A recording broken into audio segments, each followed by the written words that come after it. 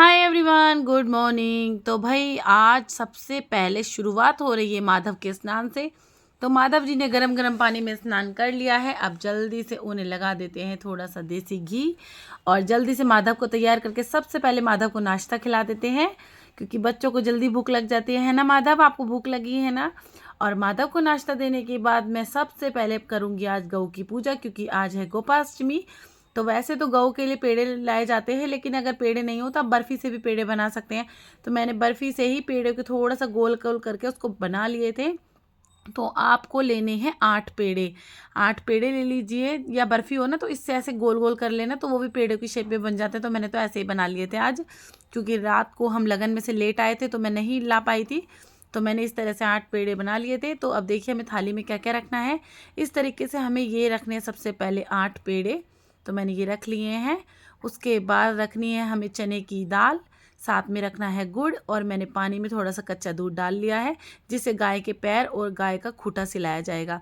और साथ ही हमें रखना है ये कलावा, जो हमें गाय को पहनाना है। और उसके बाद आपके पास अगर शॉल है, साड़ी है, सूट है, तो आप कुछ भी रख सकते हैं, या आप कोई चुन्नी रखना चाहते हैं वो आपकी मर्ज़ी है। तो मैं ये रख रही हूँ सूट, और इस सूट के ऊपर मैं रख रही हूँ साथ ही साथ श्रृंगार का सामान। तो हमें गौ माता का पूरा श्रृंगार करना है। तो 5, 7, 9, 11 श्रृंगार आप अपनी श्रद्धा अनुसार ले सकते हैं। और श्रृंगार के साथ साथ आपको दक्षिणा ज़रूर रखनी, चाहे आप कुछ भी रखें। और साथ ही साथ हमें लेनी है ये 365 बाती, जो मैंने बनाई है कलावे की। और साथ में मैंने ये आधा गोला ले लिया है। और गोला आप खुद ना काटें, किसी घर में लड़के से या जेंट से ही कटवाएं, क्योंकि लेडीज़ गोला कभी नहीं काटती है। तो देखिए मैंने नई कलावे से बनाई है, और बहुत इजी होती है बनानी, बिल्कुल मुश्किल नहीं है। तो जैसे इसमें देखिए कलावे में जितने धागे होते हैं ना, 5, 6, तो उन्हें ऐसे आप करके ये एक बत्ती गिनी जाती है। एक धागा जो होता है ना, वो एक बत्ती गिनी जाती है। अगर एक कलावे के डोरे में 5 धागे हैं तो वो बन गए 5 बत्ती। लीजिए थाली भी तैयार होगी। उसके बाद मैं आ गई थी अपनी लक्ष्मी के पास। तो सबसे पहले हम लक्ष्मी के पैरों को थोड़ा सा पानी से सिला देंगे। उसके बाद हमारी लक्ष्मी का हमें करना है सारा श्रृंगार। तो जो भी आप मैं लाई हूँ ना, वो सारा श्रृंगार करूँगी। और हमारी लक्ष्मी ना सच में बहुत सीधी है, और वो सारा श्रृंगार आराम से कराती रहती है। बस थोड़ा सा ना उसको आप बीच बीच में सहलाते रहिए और प्यार करते रहिए, तो वो बिल्कुल भी नहीं मारती वैसे तो ये। लेकिन ऐसा है ना कि जैसे बंधी रहती है एक जगह, तो ये जगह थोड़ा सा अगर खुल जाए ना, तो जैसे बच्चे अगर बाहर निकलने के बाद, पेरेंट्स से अलग होने के बाद शरारतें स्टार्ट नहीं कर देते, तो बस ये ऐसे ही अगर एक बार ये खूंटे पे से खुल जाए ना, उसके बाद ये इतना उड़धंग उतारती है ना, इतनी शरारत करती है ना, कि बिल्कुल घोड़े से कम नहीं हो जाती, बहुत तेज तेज उछलती है। उस चक्कर में तो ये किसी को लात लग भी जाए तो लग जाए, वरना ये ऐसे नहीं मारती है।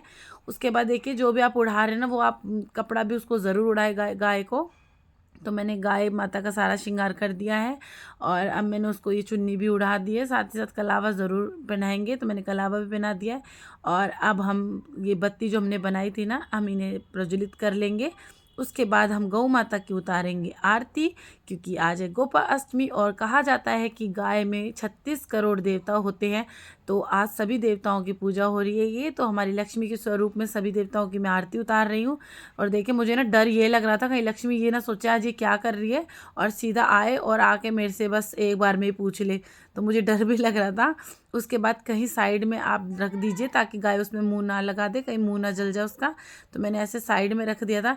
लेकिन लक्ष्मी को थाली में दिख रहे थे पेड़े, तो लक्ष्मी को तो खाने थे पेड़े। और मैं कह रही थी लक्ष्मी थोड़ा रुक जाओ, अभी खिला रही हूँ खिला रही हूँ, लेकिन लक्ष्मी को था कि जोत बाद में रखना, पहले मुझे पेड़े खिलाओ। तो बस अब लक्ष्मी जी को करा देते हैं भोग। तो चने की दाल और गुड़ और जो पेड़े थे, अब मैं सारा कुछ लक्ष्मी को खिला रही हूँ। और लक्ष्मी को ना ये सब बहुत अच्छा लगता, तो देखिए कितने शौक से खा रही है इसको। इसके गुड़ तो इसका बिल्कुल फेवरेट है।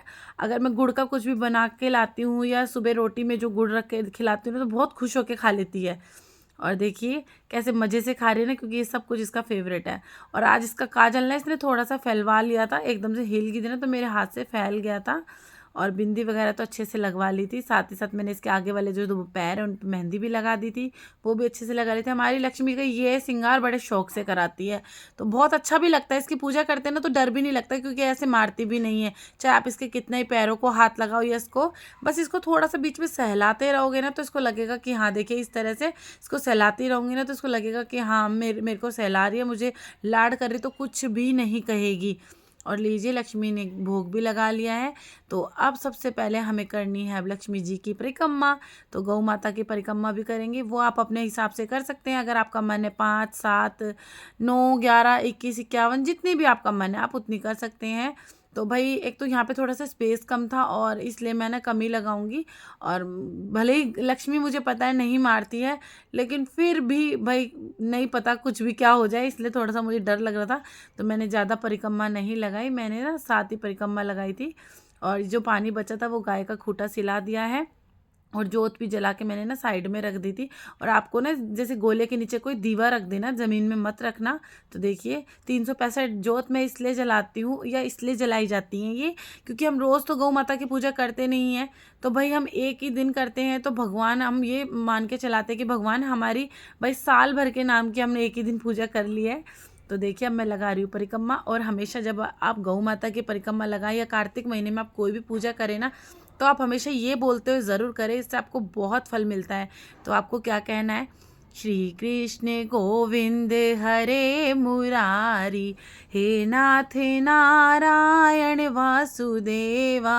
श्री कृष्ण गोविंद हरे मुरारी, हे नाथ नारायण वासुदेवा। श्री कृष्ण गोविंद हरे मुरारी, हे नाथ नारायण वासुदेवा। श्री कृष्ण गोविंद हरे मुरारी, हे नाथ नारायण वासुदेवा। श्री कृष्ण गोविंद हरे मुरारी, हे नाथ नारायण वासुदेवा। श्री कृष्ण गोविंद हरे मुरारी, हे नाथ नारायण वासुदेवा।